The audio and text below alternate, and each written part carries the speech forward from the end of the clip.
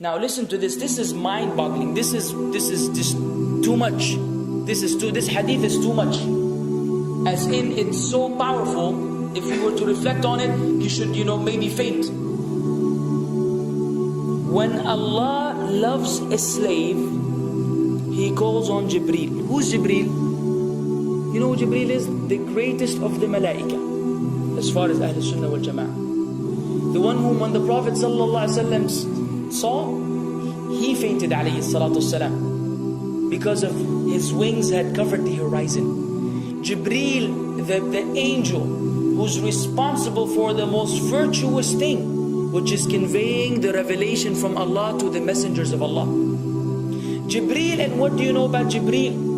Allah said, whoever is adu, whoever is an enemy to Jibreel, then Allah is the enemy to the disbelievers. Allah defended Jibreel in the Quran. Jibreel, the one who took the Prophet ﷺ in Al-Isra al-Mi'raj, in the ascension to the heavens. Jibreel, the malak, which we don't know what to say about, because of his honor and his virtue in the sight of Allah. Allah will call on him to share with him the love which He has for you. Allah doesn't need to do this. He could not do this, but Allah likes to do this, so He does it. He says, I love Fulan. Now I want you to think that Fulan is you. Whatever your name is, Ahmad, Mayroob, whatever your name is. Imagine Allah above the heavens, above the throne, in His greatness and His majesty, which is beyond our human comprehension, calls out to Jibreel to inform him that He loves you. And then only that, فَأَحِبَّهُ, then He commands Jibreel to love you also. So Jibreel now loves you. Allah and Jibreel love you. But it doesn't end there. Jibreel then will call upon the inhabitants of the sama. Who are they? All the malaika. How many? We can't even count. Trillions and trillions of malaika which Allah created beyond our, again, human comprehension. All of them are commanded simultaneously to love you. First Jibreel says, Allah loves Fulan, so now you have to love him. Then all of the angels in the heavens love you. Then Allah will place acceptance for you on earth. So people will love you. Not everyone. You may be saying, why do I have enemies? People who love the Sunnah will love you. The people who love Allah and His Messenger will love you. The people who are upon the correct aqeedah and methodology will love you. Other people may hate you because of a problem in them, not because of a problem in you. Because you may say, well, this fasiq, this evil, disobedient person doesn't love me. Don't expect him to love you. He loves people like himself. Who will love you? Righteous people. Righteous people. They don't know why. They don't even know why. You've never even given them $1 or a riyal or a pound. You've never done anything for them. Maybe you scream at them. Maybe you do other things. It's Allah. Why? Because Allah had loved you first, then Jibreel had loved you first, then the malaika loved you afterwards, then Allah put acceptance for you on earth, so people have no choice but to love you. We ask Allah to make us among them. Now what better than that? What else do you want? What else do you want? What?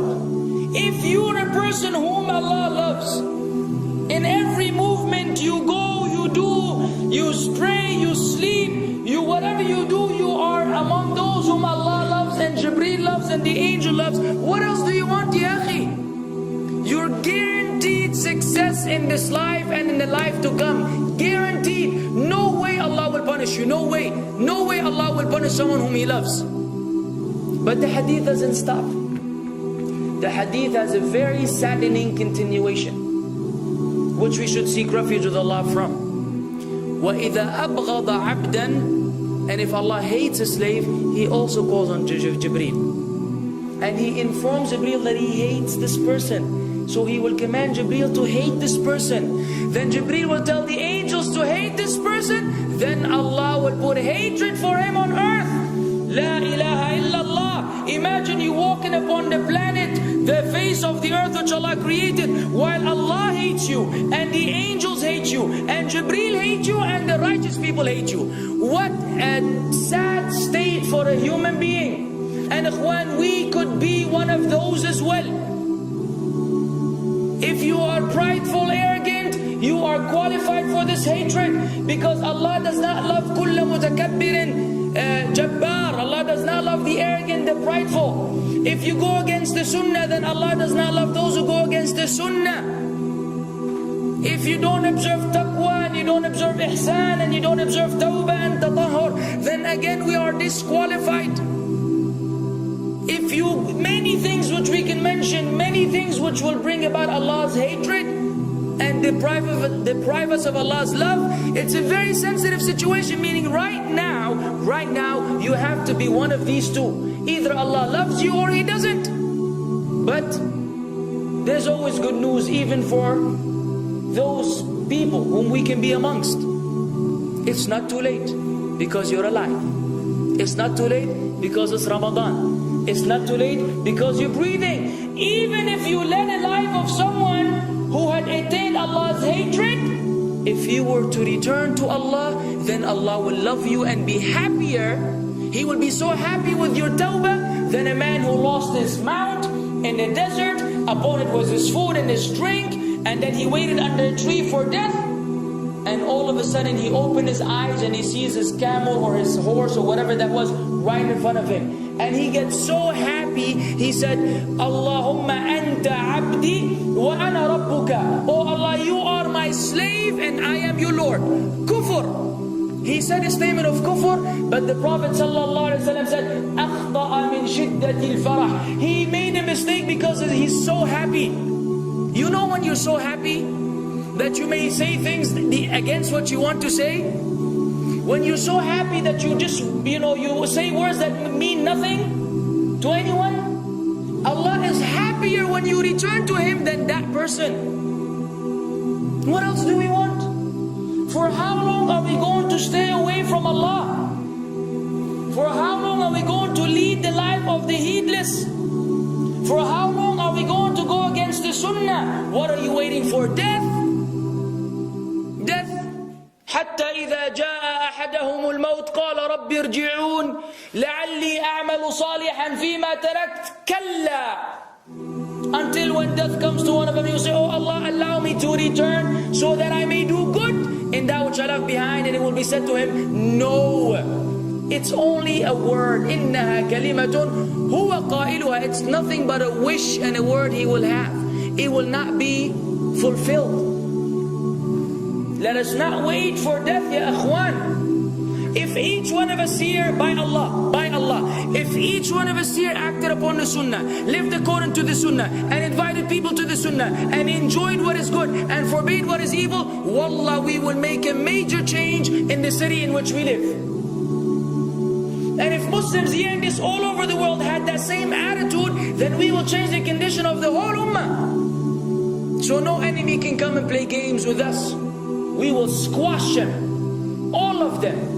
Because Allah will defend. إِن تَنْصُرُ اللَّهِ يَنْصُرْكُمْ وَيُثَبِّتْ أَقْدَامَكُمْ. If you aid Allah's deen, Allah will aid you and will keep your feet firm. But we don't even live according to the sunnah, let alone be given victory over the enemies. So we're being humiliated in everywhere we go in the world. So let us make that change. Now that Ramadan is here, now that you've been given this sudden inclination towards good, if we don't succeed, if we don't take advantage of this month, wallahi, we are losers. If Ramadan ends and you are the same way you were before Ramadan began, then one of us is a loser. If we don't return to Allah after Ramadan, then we are losers as well. So tonight, bi'idhnillah, always on our mind, attaining Allah's love, acquiring Allah's love, fetching for the sunnah, and acting upon it whenever we're able to do so.